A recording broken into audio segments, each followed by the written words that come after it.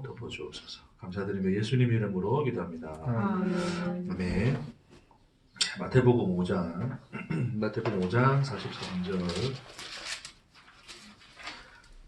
43절에서 48절까지.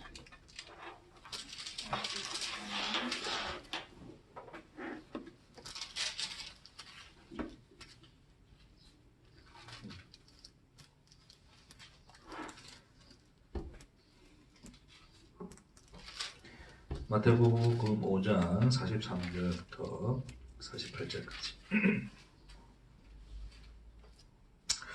우리 한 절씩 교독하겠습니다.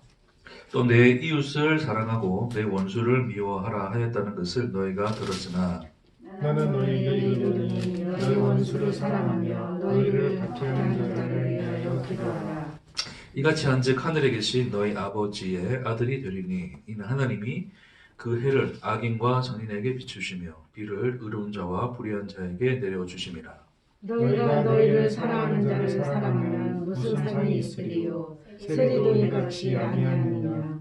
또 너희가 너희 형제에게만 무난하면 남보다 다하는 것이 무엇이냐? 이방인들도 이같이 아니하느냐? 그러므로 하늘에 계신 너희 아버지의 온전하심을 보이지 너희도 온전하라. 아멘.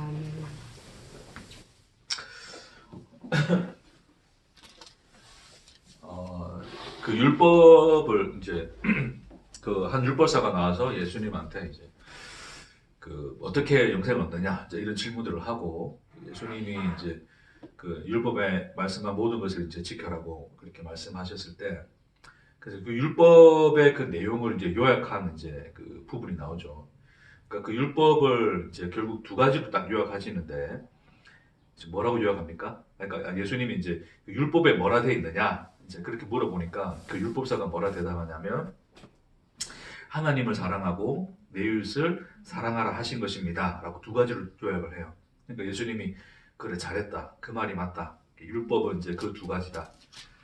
이제 그러면서 이제 그 하나님 사랑하는 것은 자기가 이제 하나님을 열심히 믿고 섬기고 하는 거니까 사랑하는 거 알겠는데 그럼 내 이웃을 어떻게 사랑하느냐에 대한 이제 그 질문들을 하죠. 그러니까 내 이웃이 누구냐라는 이제 질문을 묻게 되고 그 이웃에 대한 이야기를 하시면서 나온 이야기가 선한 사마리아인의 이제 이야기죠, 그렇죠? 그래서 결국 그 이야기 속에서 그 이웃이라고 하는 사람은 오히려 이제 그 위기에 처한 그 위기에 처한 그 어떤 유대인이 아니라, 그렇죠? 강도 만난 자가 아니라 그 강도 만난 자를 도와준 누구? 선한 사마리아인이 우리가 부르는 선한이란 말을 우리가 붙이고 싶어 하는데 어쨌든 그 사마리아인으로 그 강도 만난 자를 도와줬던 사마리아인이 그 이웃이 누가 이웃이 되겠느냐라는 질문을 통해서 결국 그 강도 만난 자를 도와준 그 사마리아인이 이웃이다라는 것을 주님이 이제 암시적으로 대답을 하시는 그런 내용이 나오죠. 결국 그 내용 속에서 우리가 보게 되면 물론 이제 우리가 강도 만난 자도 결국 우리에게는 이웃이 될 수 있는 게 당연한 것이고 또 그와 함께 그 강도 만난 자를 도와줬던 누구? 이방인이죠, 그렇죠? 근데 그 이방인이 누굽니까? 유대인들에게 있어서는 그 이방인은 이웃이 아니죠, 그렇죠? 이웃이 아니고 누굽니까? 그들에게 있어서는 원수 같은 대상이 되는 거예요, 원수. 그러니까 그 질문을 하실 때, 그러니까 그 율법사에게 질문을 하실 때 율법사는 이제 딜레마에 빠지게 되죠, 그렇죠? 나는 이웃을 하나님께서 율법을 주셔서 하나님을 사랑하고 이웃을 사랑하라 그랬는데 하나님 사랑하는 건 하겠어. 하나님 열심히 율법 지켜서 살면 되니까. 근데 그 율법은 또 다른 율법은 그와 같은데 이웃을 사랑하는 것인데 내가 사랑해야 될 이웃이 누굽니까? 그럼 내가 열심히 사랑하겠습니다라는 의도로서 주님께 질문을 했는데 예수님은 그 이웃을 그들이 사랑하지 못할 대상으로 던져주죠, 그렇죠? 그들이 원수로 여기는 그 이방인, 그렇죠? 사마리아인은 완전 원수 관계였잖아요. 그러니까 단순한 이방인이 아니고 유대인들에게 있어서는 서로 원수로 여겼던 그 사마리아인을 너의 이웃이라 답하도록 예수님이 그렇게 유도를 하신 거죠. 그 율법사는 대답하기 편합니까? 안 편합니까? 안 편하죠, 그렇죠? 내가 우리 유대인들, 가난한 자들, 어려운 자들 내가 내 이웃으로 삼고 다 도와줄 수는 있겠는데 차마 그 사마리아인은 내가 사랑할 수 있습니까? 없습니까? 없죠. 왜요? 원수니까. 그렇죠? 그래서 유대인들은 그냥 그 원수는 미워해도 된다라고 여기고 있었거든요.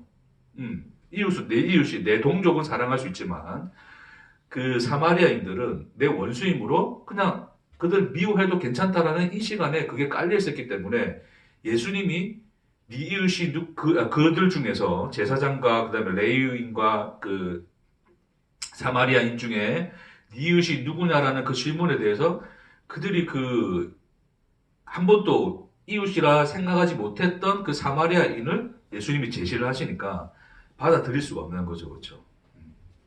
자, 그와 관련해서 좀 이 이야기를, 이 말씀을 좀 생각하면 좋을 것 같습니다. 자, 그리고 그래서 지금 예수님이 뭐라 그러냐면, 너희가 이제 이웃을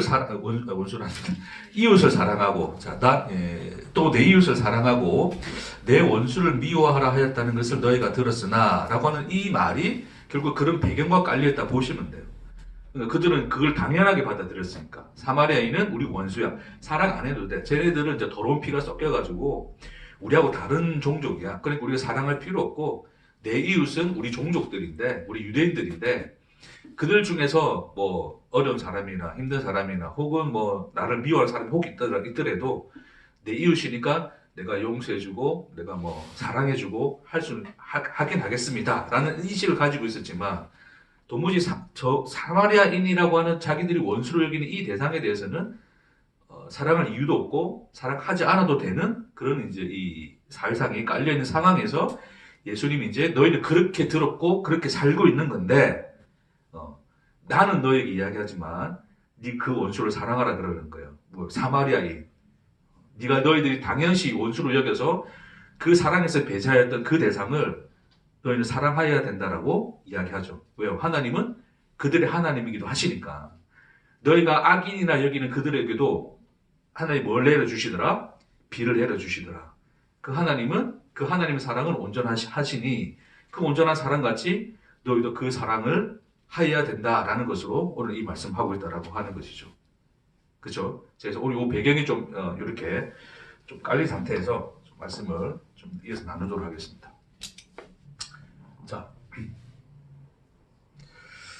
그래서 우리 여기 인간은 이제 늘 이야기하지만 스스로 자기 어떤 존재성을 가진 자들이죠. 그러니까 존재성이라고 하는 것을 자기 스스로가 이제 취하고 그것을 정의하고 그것을 또 확보하는, 지켜내는 어떤 그런 이 인간의 어떤 이 존재적 상태. 그걸 이제 한마디로 그걸 욕망이라고 해요. 욕망. 그래서 욕망은 스스로 존재가 되고자 하는 인간들의 존재성의 발현이다. 이 생각하시면 돼요. 자, 그러니까 이 존재자로서 나는 내가 뭐 이상형이라 합시다. 자, 지금 나는 이제 이런 모습인데 내가 꿈꾸는 어떤 나의 모습이라고 하는 이제 요 모습이다 칩시다. 빛나는 나의 모습 이렇게. 자, 그래서 나는 좀 부족해. 존재로서 뭔가를 부족해. 근데 어떤 내가 꿈꾸는 이상형으로서의 나의 어떤 완성된 나의 이 존재자로서의 나는 그 마음속에 인간들이 뭐 하고 있습니까? 품고 살고 있는 거예요. 그렇죠? 그러니까 인간들은 이제 끊임없이 뭐를 꾸는 존재가 되었어요? 꿈을 꾸는 자가 되죠. 그렇죠? 꿈꾸는 자가 오늘도 다 그랬던 것처럼 꿈을 꾸는 자가 되는 거예요. 그리고 그 꿈이라고 하는 것은 뭐의 완성이다? 나의 자아의 완성이다. 내 존재의 완성으로서 나는 이런 모습을 지녔을 때 나는 완전한 존재가 된 것이다 라고 그 대상을 이제 내가 목적하는 그 대상을 항상 그 마음에 품고 사는 거예요. 그래서 끊임없이 그것을 위해서 그 이상을 향해서 인간들은 끊임없이 노력을 하게 되고 열심을 내게 되는 거죠. 그래서 이런 것들이 이제 완전하게 되었을 때 인간들은 비로소 나는 뭐하다 느낍니까? 성공했다 여기는 거고 나는 행복하다라고 여기는 거죠. 그렇죠? 그래서 나는 이제 뭐 어떤 사람이 되어서 나 어떤 직업을 가지고 어떤 누군가 결혼해서 어떤 가정을 이루고 그리고 어떤 뭐 교회의 어떤 뭐 집사가 되고 장로가 되고 뭐 목사가 되고 기타 등등의 그래서 하나님의 백성으로서 하나님 잘 믿고 잘 살다가 이제 그냥 또 천국에 가는 어떤 그런 그림들을 기본적으로 이제 가지고 있는 거예요, 그렇죠? 그러니까 그런 어떤 이 나를 완성시켜줄 어떤 그 환경, 그렇죠? 그런 것까지 다 포함해서 그런 것들이 결국 이 완성된 나에 대한 그 투영된 그림이다라고 생각하시면 돼요. 그러니까 나로서만 이렇게 있는 게 아니니까 나의 환경까지도 다 난 거예요, 다. 이해하시겠죠? 그러니까 나는 어떠한 가정도 이루고 어떠한 그 목적도 이루고 성공도 하고 직업도 가지고 이런 기타 등등의 그런 모든 환경들도 투영된 이 나의 완성된 나의 그 그림에 다 포함되어 있는 거다라고 생각하시면 돼요. 그렇죠? 그러니까 이런 그림들이 뭔가 어떤 나의 어떤 이상에 대한 그림들이 뭔가 여기서 뭔가 공격을 당하고 위협을 당하게 되면 우리 뭘 느낍니까? 위협을 당하게 되면 위협을 느끼죠.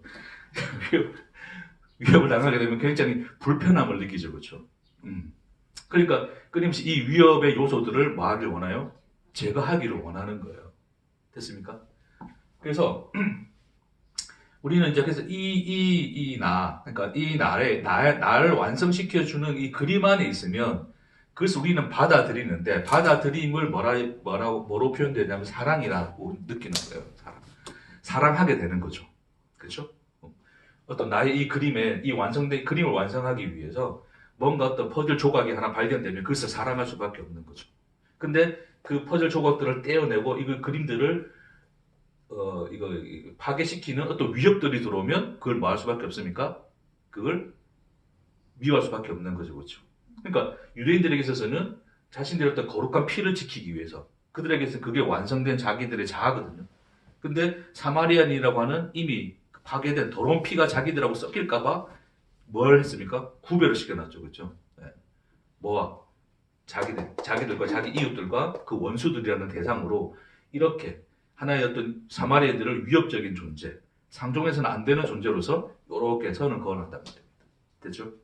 그래서 인간들은 그렇게 살고 있었다. 자, 그래서 하나님이 이제 그들에게 율법이라고 하는 것을 주셨는데 이 율법도 결국 보호에 필요한 퍼즐이에요. 이거는 자기 존재를 완성하는 퍼즐로 받아들이죠. 그렇죠? 그러니까 그 율법대로 말씀을 지켜서 이 완성된 나를 채워가려고 하는 그런 이제 이러한 상황이 있는 거죠. 그래서 인간들은 끊임없이 그 율법을 연구하고 율법 어떻게 지킬 건가에 대한 끊임없는 연구를 한 거예요. 그랬더니 이제 아까 그 율법사의 대답처럼 그 하나님이 이제 너희가 뭐라 말씀하시냐, 율법에는 뭐라 되어 있냐, 그러니까 하나님 사랑하고 율법 열심히 지키고 하나님 뜻대로 잘 살 거. 그 다음에 내 이웃을 사랑하라 그랬습니다 라고 했는데 그 이웃의 바운더리를 어디로요? 여기 안에 둔 거죠. 그렇죠? 여기 안에 있는, 그렇죠, 나를 완성시킬 수 있는 그 대상들에 대해서는 내가 받아들이고 용납하고 사랑하는 그 대상으로 삼는 거야 라고 생각하고 있는데 예수님이 누가 너의 이웃이냐라고 했을 때 네가 사랑해야 될 그 대상, 율법에서 말하고 있는 내 이웃을 내 몸같이 사랑하라는 그 대상이 누구냐라니까 어디에서요? 그들이 그어놨던 이 바운더리, 울타리 밖에 있는 그 위협적인 존재들 속에 있는 거죠. 그렇죠? 그러니까 그들이 그걸 사랑하려면 자기를 뭐 할 수밖에 없어요? 깨트려야 되는데 그게 됩니까? 안 됩니까? 안 되는 거죠. 그렇죠? 자, 근데 결국은 자, 그들이 그러면 하나님을 사랑했고 이웃을 사랑하지 않았다라고 하는 것을, 하나님을 사랑했고 사랑할 수 있는데 이웃을 사랑하지 않았다는 것을 예수님이 이제 그런 어떤 이 비유를 통해서 보여준 게 아니라 이웃을 사랑하지 않았다는 것 자체가 하나님을 사랑하지 않았다는 것을 반증으로 보여주시는 거예요. 자, 그것을 여러분에게 좀 설명을 드릴게요. 이미 뭐 감은 오시겠지만 한번 설명을 드리면, 자, 자, 그들은 하나님을 사랑하는데, 자, 그 하나님을 어떤 존재로서 사랑합니까? 내 존재를 완성시켜 줄 수 있는 어떤 그 목적을 달성시켜 줄 그 대상으로서 하나님을 사랑하고 있는 거죠. 그렇게 사랑하고 있었기 때문에 그 위협으로 여기는 그 존재를 사랑하지 않는 자의 모습으로 드러났는데, 자, 이 실체를 드러내기 위해서 하나님이 누구로 오신다고요? 누구로? 네? 이렇게 오셨죠. 이렇게. 그렇죠. 뭐로 왔습니까? 이웃으로 왔는데 무슨 이웃? 그 이방인, 사마리아인, 그들이 원수로 여기는 위협적인 이웃으로 와버린 거예요. 그렇죠? 자 보세요. 그러니까 너희가 하나님 사랑한다고 그래. 그러면 내가 그러면 이 참 하나님이 내가 그러니까 그들이 인식하는 하나님은 사실은 참은 아니죠. 참이 아니죠. 그렇죠? 왜요? 내 존재를 완성시켜줄 그 대상으로 그들이 보고 있기 때문에 참이 아니란 말이에요. 그러니까 하나님이 그래 참인 하나님이 내가 내려갈게라고 해서 딱 내려왔는데 그분이 뭐가 되어 있습니까? 내 이웃이 되어 있는 거예요. 내 이웃. 그것도 무슨 이웃? 원수 같은 이웃이 되어서 내려와 있는 거죠. 그래서 끊임없이 이 예수가 그들을 뭐 합니까? 완전히 위협하죠. 그들이 만들어 놓은 자기 인생의 바운더리, 그 성, 그 인간들의 그 종교성이 만들어낸 그 성전을 끊임없이 예수가 파괴시키 버리잖아요. 그렇죠? 벽돌들 막 쳐내고 막 이거 그냥 기둥 치워버려 막 이러면서 너희가 하나님 섬긴다 그러지만 아니야 너 하나님 섬긴 거 아니야 너 마귀 섬기고 있어 막 그런단 말입니다. 예수가 그런 위협적으로 존재로 들어오니까 이들이 이 사마리아 같은 그들이 원수를 여기는 그 대상인 사마리아 같은 이 원수 같은 예수를 이웃으로 받아들여서 사랑합니까? 아니면 원수로 여기서 예수를 죽여버립니까? 죽여버리죠. 그렇죠? 네. 그러니까 예수를 죽여버리죠. 위협을 제거해야 지가 살아남으니까. 그러니까 결국 뭐예요? 그들이 오히려 이웃으로 온 하나님을 죽여버림으로써 누구를 죽인 거예요, 진짜? 그들이 사랑한다라고 여겼던 그 대상인 하나님을 죽여버린 거죠. 그러니까 이웃을 사랑하지 않는 것이 결국 하나님을 사랑하지 않는 걸로 드러난 거잖아요. 이해가 되시겠습니까? 네. 그것이 인간들 속에 있는 그 육의 본성들이다. 그래서 그 육의 본성들은 끊임없이 우리에게 위협으로 들어오는 그 어떤 대상에 대해서 그것이 뭐 예수든 무엇이든지 간에 그래서 용납할 수 없고 받아낼 수 없고 그것을 이제 죽일 수밖에 없는 그림으로써 자기를 지켜내고 자기 존재를 완성시키는 그런 또 끊임없는 욕망 속에 갇혀있는 인간의 현실이 바로 이웃으로 온 그 예수를 죽임으로써 이웃을 사랑하지 않는 자아로 드러나 결국 그것이 하나님조차 사랑하지 않는 그 인간으로 드러났다. 그렇죠? 결국 그 반증은 인간이 가면 내가 하나님 섬긴다라고 했던 그 섬김이라고 하는 그 섬김 자체도 다 뭐였다? 거짓이었다가 이제 드러나게 되는 거죠. 그렇죠?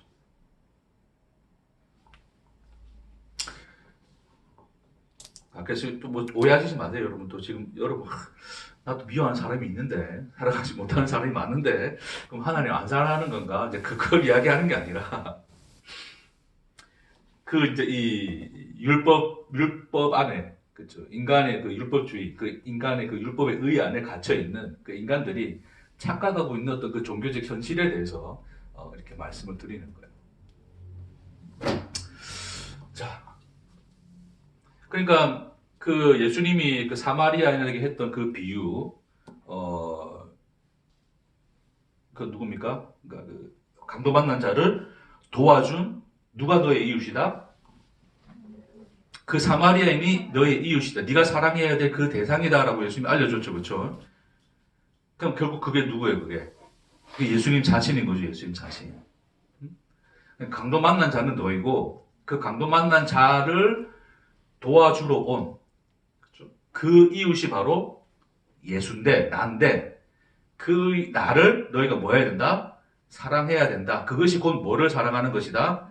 하나님을 사랑하는 것이다 라는 거죠. 그렇죠? 결국 예수를 사랑하는 것이 누구를 사랑하는 것이다? 하나님을 사랑하는 것이다. 근데 그 예수는 우리에게 어떤 존재로 서 있어요? 네? 네? 그렇죠. 원수 같은 자. 이 원수 같은 자. 왜 우리에게 원수로 여겨진다고요? 우리를 뭐 하시니? 끊임없이 위협하시니. 근데 그 위협이라는 것은 단순히 어떤 그 파괴를 위한 어떤 목적이라보다는 우리가 느끼는 거죠. 그러니까 이 위협은 그가 가하는 것이 아니라 누가 느끼는 거예요? 얘네들이 느끼는 거죠. 그렇죠? 위협을. 예를 들어서 내가 누군가를 도와주려고 했는데, 자, 도와주는 사람 입장에서는 그게 도움이 되는데, 근데 그걸 받는 사람 입장에서는 자기가 그게 원하는 거지 않으면 뭐가 되는 거예요? 위협이 되는 거죠. 그렇죠? 쉽게 이야기해서 의사가 칼을 댄단 말이야. 주사를 칼로 합시다, 칼로. 아물도를 내기 위해서는 칼을 갖다 대야 되는데, 응? 근데 이 사람은 이 의사인지도 몰라. 그래서 내 배에다가 칼을 갖다 대고 있으니, 이 의사는 이 사람 살리기 위해서 칼을 대고 있는데, 그게 도움이고 그게 사랑인데, 이 사람은 이 칼을 맞는 사람은 뭐가 되는 거예요? 위협을 가하는 게 되잖아요. 그렇죠? 그러니까 그런 관계처럼, 예수는 우리를 마시는데, 하나님 우리를 마시는데, 사랑하시는데, 그 사랑을 뭐로 여긴다고요? 위협으로 느낀다고요. 자, 그런 어떤 이런 이 불일치가, 그런 모순이 뭐 때문에 나타난다고요? 우리가 이 자리에 서 있기 때문이죠. 그렇죠? 이 자리. 우리 여전히 나에 대한, 내 인생에 대한, 나 자신에 대한 뭐에 갇혀있다? 그림 속에 갇혀있다. 그 그림을 찍고, 그 그림을 파괴시키고 찍고 들어오는 그 대상은 다 뭐로 여긴다? 위협으로 여기죠. 그렇죠? 근데 예수는 그 그림을 찍는 이유가 뭐라고요? 네. 마치 그 강도 만난 자를 도와주는 그 사마리아인처럼 우리를 도우시고 우리를 사랑하사 우리를 구원하시는 하나님의 행위시다 라고 하는 것이 이제 성경이 우리에게 지금 그려주고 있는 이제 그 얘기인 거예요. 자, 그래서 결국 물론 이제 먼저 1차적으로 하나님 사랑, 그 다음에 이웃 사랑이라고 하는, 자, 이 말씀이 율법의 전부였단 말입니다. 이 율법을 온전히 행하신 이는 누구시다? 누가 이걸 다 행하시죠? 그렇죠. 예수님이 다 행하시죠. 그렇죠. 그래서 예수님이 와서 우리를 사랑하신단 말입니다. 자, 근데, 그러니까, 오늘 이 말씀에서 예수님이 원수를 사랑하라 그랬거든요. 그러면 예수님은 누구를 사랑했어요? 우리를 사랑했죠. 그러니까 우리를 사랑하심조차도 우리는 악인인데 우리에게도 비도 내려주시고 우리를 위해 십자가 죽으신 그 하나님이 결국 원수인 누구를 사랑했다? 우리를 사랑했거든요. 그렇죠? 그럼 거기서 잘 생각합시다, 여러분. 아까 똑같은 이야기입니다. 그럼 하나님 우리 원수를 여깁니까? 그게 묻고 싶은 거예요. 자, 하나님 우리를 원수로 여기셨습니까? 그러니까 원수를 사랑하라는 이 말의 온전함은 누가 다 지키신 거죠? 하나님, 예수가 지킨 거죠. 그렇죠? 예수가 지킨 거잖아요. 그러니까 예수님이 그럼 누구를 사랑했다고요? 원수인 우리를 사랑했다는 뜻이잖아요. 그럼 예수님 우리를 뭐로 여겼습니까? 그럼 1차적으로 원수로 여겼다는 거 아니에요? 자, 그래서 여기서 우리 감정을 잘 정리하셔야 돼요. 우리가 보면 내가 정말 미워하고 때려 죽일 놈의 어떤 그 놈이 있는데 그 놈도 내가 그냥 내가 사랑이니까 내가 너를 사랑해 줄게. 내가 내 사랑으로 너를 내가 진짜 너 믿지만 내가 덮어줄게 라는 사랑으로 하나님 우리 사랑했을까? 그러니까 원수를 사랑한다고 하나님 원수인 우리를 사랑한다고 했을 때 1차적으로 우리를 사랑하기 이전에 우리를 뭐로 대했다는 거예요. 그 문장 속에서는 우리를 원수로 대했다는 거예요. 죽일로. 근데 하나님이 그러셨을까를 제가 묻고 싶은 거예요. 네? 우리를 원수로 여긴 적이 있으실까 없으실까? 하나님은 없으실 것 같은데. 할렐루야. 없으실 것 같은데. 맞아요. 그러니까 하나님은 우리를 원수라는 대상으로 보신 적이 없는데 누가 하나님을 원수로 봤다? 너희가 나를 원수로 보고 있다. 그러니까 예수를 원수로 봤잖아요. 그러니까 너희가 나를 원수로 보고 있으므로 내가 그 원수의 자리에서 너를 사랑하고 있노 나를 이야기하는 거예요. 너는 나를 원수로 여겼으나 나는 너를 원수로 여긴 적이 없다가 원수를 사랑하라는 거거든요. 그러니까 너는 착하면 하나님이 받아들여 주시고 악하면 내뱉으시는 그 하나님으로 생각하지만 하나님은 그 악인과 선인에게 뭐 하셨다? 동일하게 비를 내리셨다. 그 동일함이 변함이 없으셨더라. 그러니까 너를 원수로 여긴 적이 있으셨더라 없으셨더라? 없으셨더라. 언제나 우리를 뭐 하셨더라? 사랑하셨더라를 이야기하시는 거죠. 그렇죠?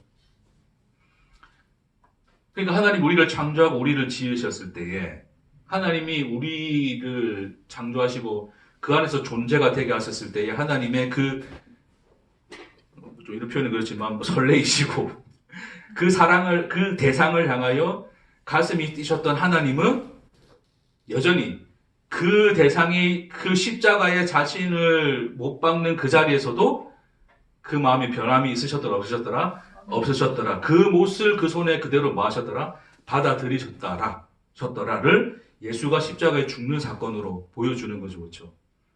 결국 예수는 결국 사랑하는 그 대상이 자기를 위협을 사실 이쪽에 가는 거죠. 그렇죠? 위협을 가하여도 그 위협을 뭐 하셨더라 받아들이셨더라 그 못을 받아들이셨더라가 십자가에 달려 죽으심으로 보여주신 우리에 대한 하나님의 자기 사랑이시다. 그러니까 우리가 아직 죄인 되었을 때에 그리스도께서 우리를 위하여 십자가에 죽으심으로 우리에 대한 뭐 하나님의 자기 사랑을 뭐 하셨더라 확증하셨더라. 그것이 성경이 우리에게 보여주는 하나님 사랑의 본질이거든요. 그러니까 하나님은 지금 우리의 어떠함과 관계없이 하나님의 사랑이라고 하는 것은 변함이 없는데 그 하나님을 원수로 여기기도 하고 그 하나님을 사랑하기도 하는 그 뒤죽박죽 뒤섞인 마음은 어디에 존재하는 거예요? 우리 속에 존재하는 거죠. 그렇죠? 늘 그런 싸움과 그런 것들이 공존하는 이유가 뭐다? 늘 우리는 이 그림을 포기하지 못하기 때문이죠. 나에 대한 그 그림들. 그렇죠? 그러니까 이 생각해 보세요, 여러분. 여러분 지금 인생을 사는데 뭐 인생에 대해서 만족하십니까? 물론 이제 또 주님이 우리 뜻, 은혜를 알면 또 우리 만족하는데 그냥 우리 일반적으로 생각했을 때 자 다시 태어나서 산다면 이 모양 이 꼬라지로 살겠습니까? 내가 저런 인간 만나가지고 결혼해가지고 내가 살까요? 혼자가 정말 좋을 것 같지 않습니까? 그건 알 수가 없어요. 그러니까 만일에 다시 우리가 살아라고 한다면 똑같은 이 인생을 살 사람이 있을까요? 세상에 혹시? 뭐 가정을 해본다면 그럴 수도 있겠지만 우리 현실적으로 봤을 때 우리가 어떤 그런 삶을 살아야 했다면 뭐 눈길 피하지 마시고 주님이 아십니다. 주님 아십니다. 그 말 속에 뭔가 다 있습니다. 그래서 주님만이 아셔야 되는 이유가 있어요. 부인이 알면 안 돼. 주님만이 아셔야 돼. 그러니까 그 말은 뭡니까? 내가 원하는 방향으로 내 인생이 그려진 것이 아니라 내가 원치 않는 방향으로 그려졌으니까 새롭게 시작한다면 뭔가 새롭게 그려보고 싶은 여전히 내 속에 그리고 있는 그림 가지고 있는 그 그림대로 살아보고픈 그 마음이 여전히 존재하죠. 그렇죠?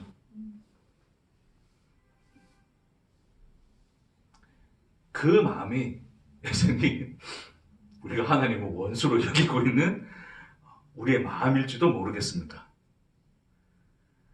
그러니까 하나님이란 존재도 그랬으면 좋겠죠. 내 인생을 내가 원하는 그림대로 바꿔주고 그 그림대로 완성시켜줄 그 대상이면 좋잖아요. 유대인들이 그랬잖아요. 이스라엘도 그렇게 좀 이렇게 밖에서 건져주고 이스라엘을 왕의 제만 같은 제사장 나라 만들어주고 세상에서 좀 삐까하게 만들어주고 좀 그런 하나님이면 좋겠는데 근데 그 하나님이 시덥지 않은 목수의 아들로 태어나가지고 우리와 같이 다망구 압니까? 다망구 부산 사투리인가? 어린 시절 우리와 같이 그죠? 얼음 땡놀이하고 막 그랬단 말입니다. 응? 똑같이 뭐 라면 끓여 먹고. 그러니까 그런 어떤 이 뭐가 되어 왔어요 예수가.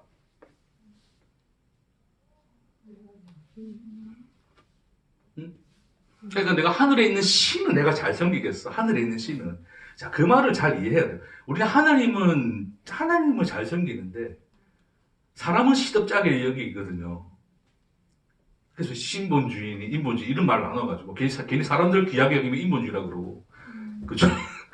우리 하나님 한 분밖에 없으니까 신본주의로 가야 돼. 이렇게 이야기하고. 근데 여기는 사람들이 있어요. 저기 이슬람 쪽 좀 많죠, 그죠? 그러니까 근데 그 예수는 그러니까 유대인들이 생각했던 것처럼 그 하나님이라는 그 신적 존재는 나를 다스려서 내 속에 품고 있는 그 욕망의 그림들을 잘 그려주도록 인도해주는 신, 그렇게 다스려주는 신이면 좋겠는데 그 자리에 있지 않고 어디에 와 있단 말입니까 지금? 나와 살을 부대껴 살고 있는 이웃으로 와 있는 거예요. 그 하나님을 받아들입니까? 못 받아들입니까? 못 받아들이죠. 근데 그게 아이러니하게도 진짜 하나님을 뭐하는 행위로 나타납니까? 미워하는 행위로. 그를 원수로 여겨서 사랑하지 않는 행위로 드러나는 거죠. 그 모습으로 드러나는 거예요. 그러니까 끊임없이 예수를 거절하고 밀어내죠, 사람들이. 특히 누가? 같이 라면 끓여 먹고 살았던, 아니, 바리새인 말고.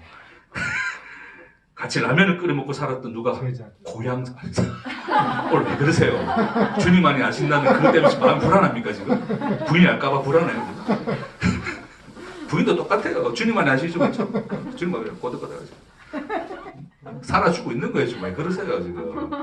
좋아서 삽니까, 지금? 아, 좋아서 살아요. 아, 뭔 얘기가 나요? 그 고향 사람들. 그 고향 사람들은 예수의 누구였어요? 이웃이잖아요. 가장 이웃 중에 이웃이죠. 같이 부대껴 살았던. 그걸 싫어한단 말입니다. 하나님이 그런 현실 속에 와 있다는 것이 받아들여지지도 않고 그걸 싫어하죠. 그렇죠? 왜요? 굉장히 연약하잖아요. 우리를 도와줄 수도 없고. 그렇죠? 그런 자의 모습으로 서 있는 그것을, 그러한 존재를 신으로, 하나님이란 존재로 생각할 수도 없는, 상상할 수도 없는 것이 인간의 현실이죠. 근데 그 하나님은 뭐 하셨다 그래요? 임마누엘 하셨다.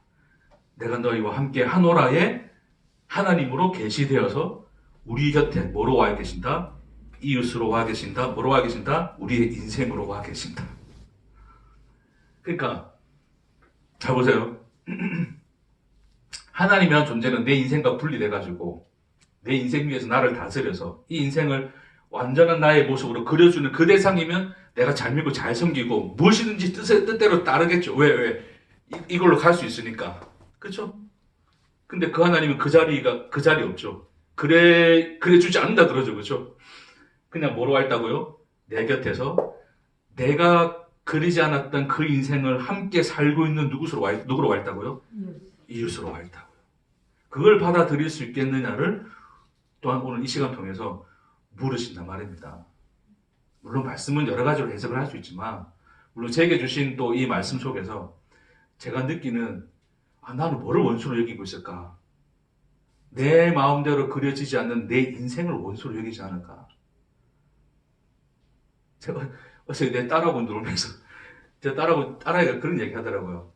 아빠는 세상에서 제일 무거운 짐이 뭐예요? 물어보더라고요. 나는 초등학교 이제 5학년 올라가는데 유튜브에서 그런 얘기를 들었는지 뭘 했는지 몰라도 갑자기 그런 걸 물어보더라고요. 근데 한마디 더 물어보는 게 뭐냐면 제 가슴을 확 찌르는데 나도 포함해서 이러는 거예요. 아빠는 인생에서 뭐가 제일 큰 짐이야? 나도 포함해서 그렇게 이야기하는데 그러니까 순간적으로 내가 뭐 잘못했나? 내가 뭐 쟤를 짐처럼 여기는 행동을 했나? 순간적으로 모든 게 생각나면서 와 이게 그냥 이게 순간 꽉 막는 거예요. 이게 내가 바로 대답을 해줘. 아니야 나는 너를 짐으로 여긴 적이 한 번도 없어. 너는 오히려 나에게 내가 살아가는 힘이 되고 내가 살아가야 될 이유가 되지 한 번도 네가 나한테 짐이 된 적이 없어. 아빠의 가장 인생의 큰 짐은 뱃살이야.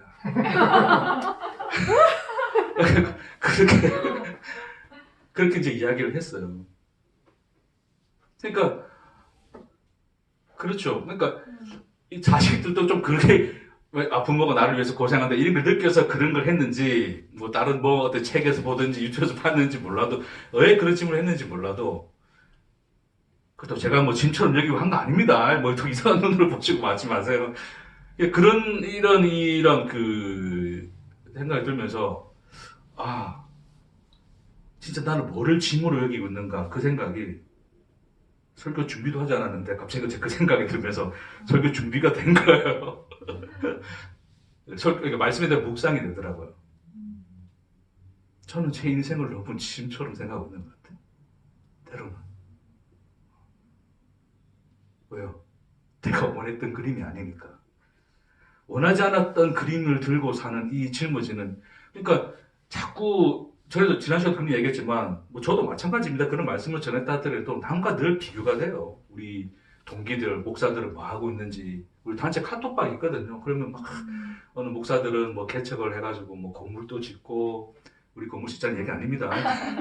짓고 뭐 그것도 하고 뭐 어떤 교회 또 청빙을 받아가기도 하고 또 가족과의 어떤 아주 화목한 사진도 막 이렇게 올라와 있고 막 그런 모습들 보면 괜시리 그냥 그 사람들은 어떤 마치 그냥 내가 어떤 꿈꾸던 그리는 그림을 그리고 사는 사람들처럼 여겨지고 저는 이제는 완전히 기회를 잃어버려요. 다시는 그 그림을 그릴 수 없는 그런 처지에 놓여 있는 나의 현실과 늘 비교가 되죠.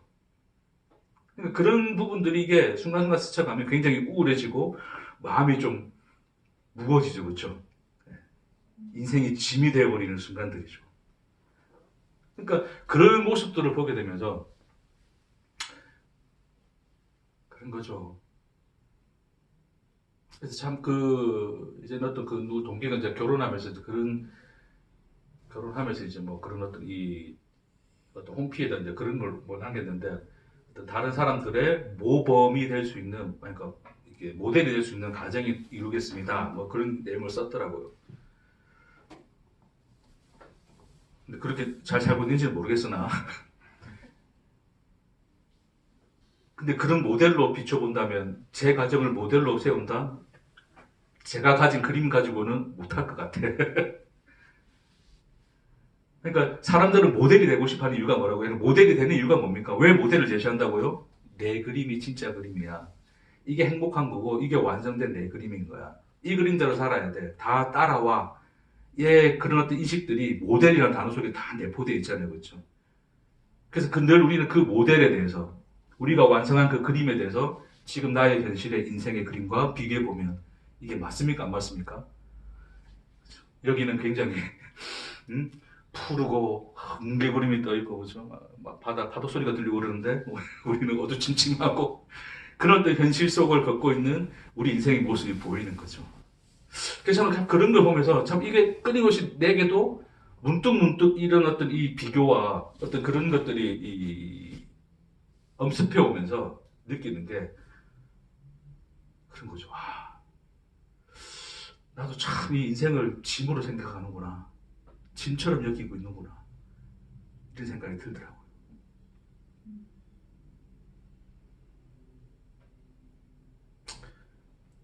짐을 벗어야죠. 네. 할렐루야. 근데 내가 짐이라고 여겼던 그 인생이, 결국 내가 원하는 그림이 그려지지 않는 인생인데, 내가 원했던 길로 가지 않는 인생인데, 그 인생 속에 예수가 누구로 함께 계신다 그럽니까? 이웃으로 계신다 그러는 거예요. 내가 네 곁에 있을게.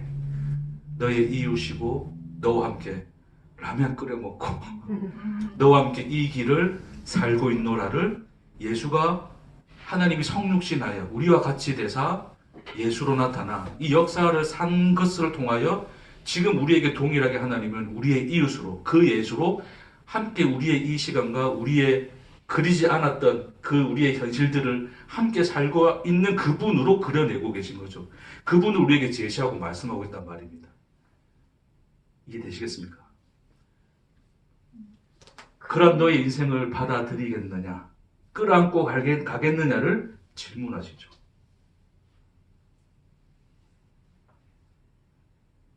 그래서 그 인생을 끌어안고 가는 게 이웃을 사랑하는 것이고 하나님을 사랑하는 길입니다. 아멘? 늘 인생 어두라 이 말을 하는 게 아닙니다. 그런 거 있죠. 저도 이제 전에 한번 11월 달에, 작년 11월 달에 이제 수능 끝나고, 요즘 통영이 이상하게 제2의, 이제 부산이 제 고향인데, 제2의 고향처럼 자꾸 부산 내려가면 더 내려가고 싶은 마음이 들어가지고, 통영을 그 작년에도 가고, 그 재작년에도 가고, 작년에도 갔거든요.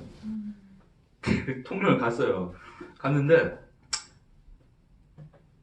통영은 보면 이 섬들이 이게 듬성듬성 있으면서 이게 예뻐요. 바다 같은 게 참 예쁜데. 어쨌든 난 내가 목적하는 길을 따라서 가려고 하는데 길 가고 있는데 뭔가 내비가 이게 한 번씩 이게 빨리 반응 안 해가지고 길 잘못 막 들어서고 이런 게 있잖아요. 그 길 잘못, 나는 바닷길로 가고 싶은데, 그래서 하얀 도로로 막 이렇게 해서 막 가고 싶은데, 가다 보니까 이상한 막 오솔길 나오고 막 산길 나오는 거예요, 이게. 아, 그래가지고, 어차피 내가 드라이브 하면서 내가 뭔가 좀 힐링하려고 왔는데, 괜히 막 이상한 또 산만 보고 가는 것 같으니까. 그래서 가다 보면 뭐 또 나오겠지 싶어가지고 쭉 가는데, 그래서 어느 순간 고개를 팍 넘어섰는데, 그 고개를 딱 넘은 순간에 딱 뭐가 펼쳐지냐면, 내가 상상치도 못했던 이 바다의 그림 있죠, 이게. 그 온도까지는 오솔길이었죠, 오솔길. 오솔길이었는데, 그렇게 딱 넘어서는 순간에 그 앞에 펼쳐진 아름드리 그 섬들과 그 바다의 이 환경이, 그 배경이 내 눈에 확 들어오는 거예요. 와, 머리가 쭉 빗으면서. 그러니까 이거는 내가 그려보지도 못했던 그림. 내가 내가, 야, 이렇게 하면서 힐링해야지라고 생각했던 그린 상상과는 또 다른 그림이 내 앞에 경이롭게 펼쳐지는 거예요. 그러니까 결국 내가 생각하지 못했던 길로 갔지만 저는 뭐를 보게 됩니까?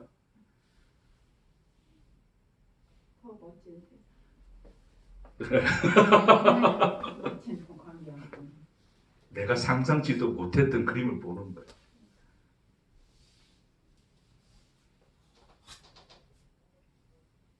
우리 친구 중에도 이혼한 사람이 있어요. 뭔가 이렇게 목사 가정이 이게 좀 뭔가 좀 교민들에게 모범도 돼야 되고 해야 되잖아요, 이게. 그쵸? 뭔가 이렇게 사람들에게 본이 되고 아름답고 이게 아주 화목한 가정의 모습이 보통 목사들의 가정에 이렇게 그려지는 모습 아닙니까? 그렇죠? 괜히 우리 청년들도 목사님 같은 보면 결혼하고 싶고 막 그랬던 적이 있잖아, 그치? 아, 그런 목사가 없어서? 미안해. 근데 이제, 네. 옛날에 제인이 또래가 전도사님을 되게 날 서로 좋아해가지고 결혼할 거라는 그런 옛날에 그랬죠, 그렇죠? 네. 요즘은 그냥 다 원수들이 돼 있어가지고 성도들이 원수가 목사들이 돼 있어가지고 그러니까 이제 이혼을 했어요. 이혼을 해가지고 보면 안쓰럽고 안타깝죠. 안쓰럽고 안타까운데 괜찮냐라고 이제 물어보니까 자기는 그렇대요. 후회하지 않는데 처음에는 후회하고 막 아팠겠죠. 힘들고. 근데 지금 내가 이 길을 걷고 있다 보니 그런 거죠. 내가 살고자 했던 삶에서는 볼 수 없는 것들을 보는 것 같다고. 그러니까 그 오솔길 언덕 너머에 그 길로 가지 않으면 도무지 볼 수 없는 그 그림들처럼 남들 보기에는 실패했고 그림이 망가졌고 그 성들이 다 무너졌으나 자기는 그 속에서 내가 그 길로 가지 않았다면 도무지 볼 수 없는 그분의 사랑을 느낀다. 그분이 함께 하심을 느낀다. 그런 고백을 하더라고요.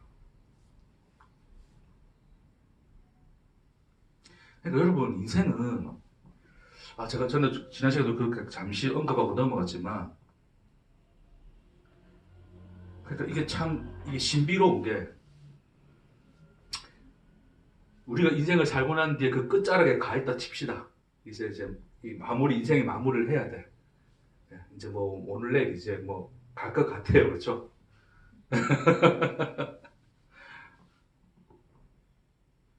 그러면 자기가 살아왔던 그 인생이라는 그림은 그 그림들이 우리에게 가지는 의미가 뭘까요, 여러분?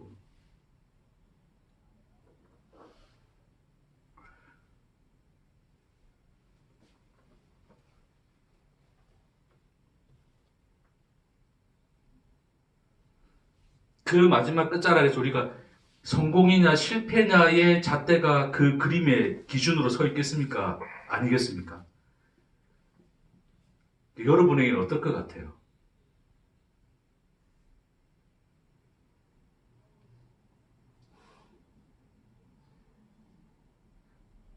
자, 여러분의 인생의 이야기가 이렇게 생각해 봅시다.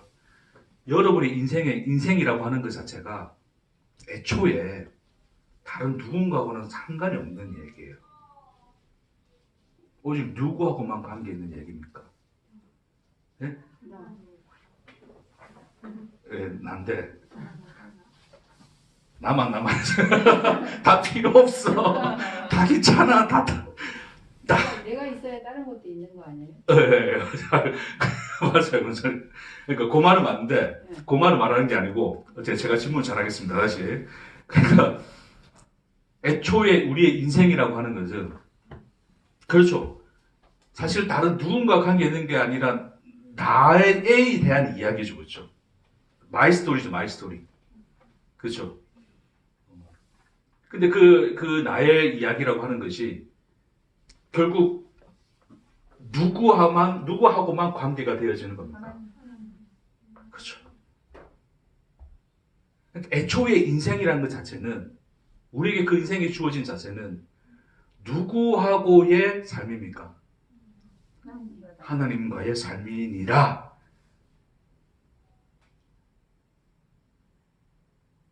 그것을 지금 이 예수님이 이웃이라는 말로 우리에게 그려주고 말씀하고 있는 거예요. 그러니까 우리 인생이 어떻게 사는가, 우리가 어떻게 사라지고 뭘 성공 이루고 실패를 하고 뭐 이런 우리가 인간들이 생각하는 인간들의 차원에서 그런 기복과 굴복들과 이런 것들이 뭘 잘했느냐 못했느냐 이런 의미가 아니라 그 모든 과정과 그 그림들 속에서 하나님은 누구와의 관계를 이야기하고 싶은 거예요? 오직 하나님 자신과 나와의 관계를 이야기하고 싶은 거예요.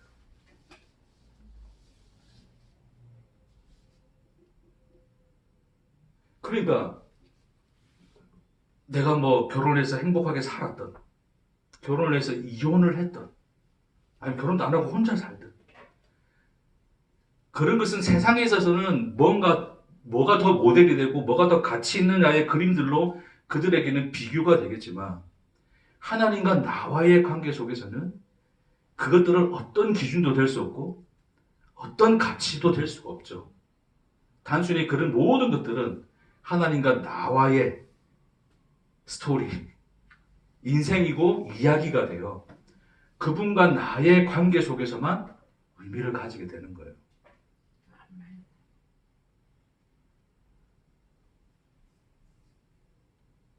그러니까 하나님과 나에 대한 이야기예요. 제가 좀 이거 설명을 제가 좀 잘 못해서 죄송한데 저는 그걸 느끼면서 그걸 느낄 때 정말 이 가슴이 막 뛰고 설레었거든요. 그러니까 끊임없이 나는 나의 안테나는 끊임없이 그 남들과의 비교에 뭐 이게 늘 이게 가 있는 거예요. 내 친구는 어떻고 내 사촌 친척은 어떻고 그때 누구는 어떻고와의 우리는 늘 네트워크가 다 돼 있잖아요. 우리가 카톡 보고 뭘 메신저 보고 트위터 보고 이런 거 보면 다 그들과의 어떤 이야기 속에서 우리는 다 뭐예요? 나의 인생이 그 모든 어떤 채널에 대하여 비교가 되죠. 그렇죠? 그 채널을 통해서 그들의 인생과 내 인생이 비교가 되고 저들은 저래 사는데 나는 왜 이러냐의 그 현실 속에서 늘 이게 스트레스고 내게는 어둠으로 자리 잡았는데 아니 한 줄기 빛처럼 그분만이 남아 계신 거죠. 그들을 상관할 바가 있느냐? 너와 나의 이야기다.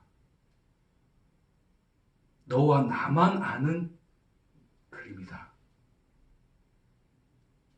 너와 나만 이해할 수 있는 그림이고 스토리고 생명이고 열매들이다.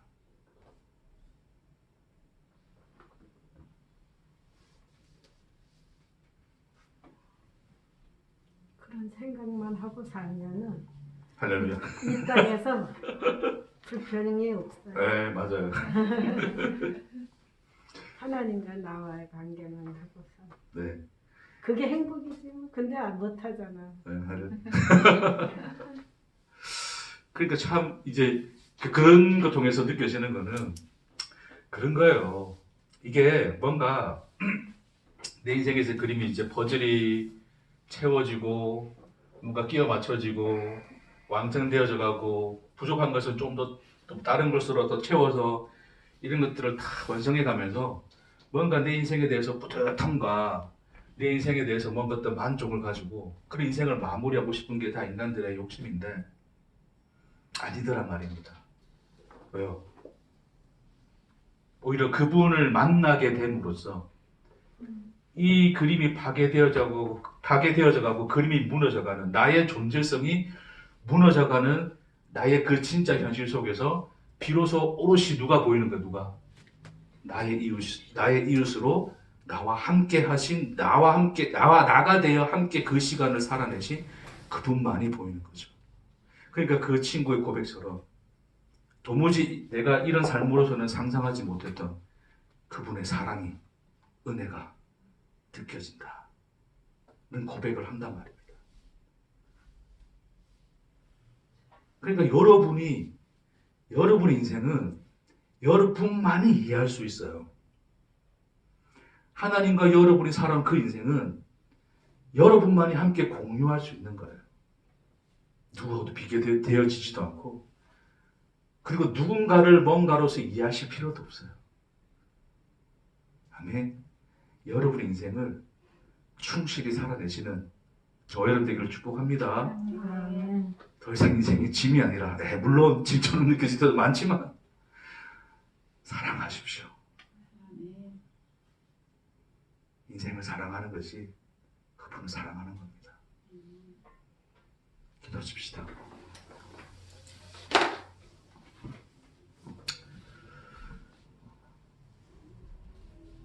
주님, 나의 그림이 찢겨나가고 나의 성이 무너지는 자리에서 나의 인생이란 것이 오직 당신과 나만의 이야기인 것을 누구도 개입할 수 없는 그 사랑과 그 은혜와 영광의 길인 것을 주님 보게 하시니 감사합니다.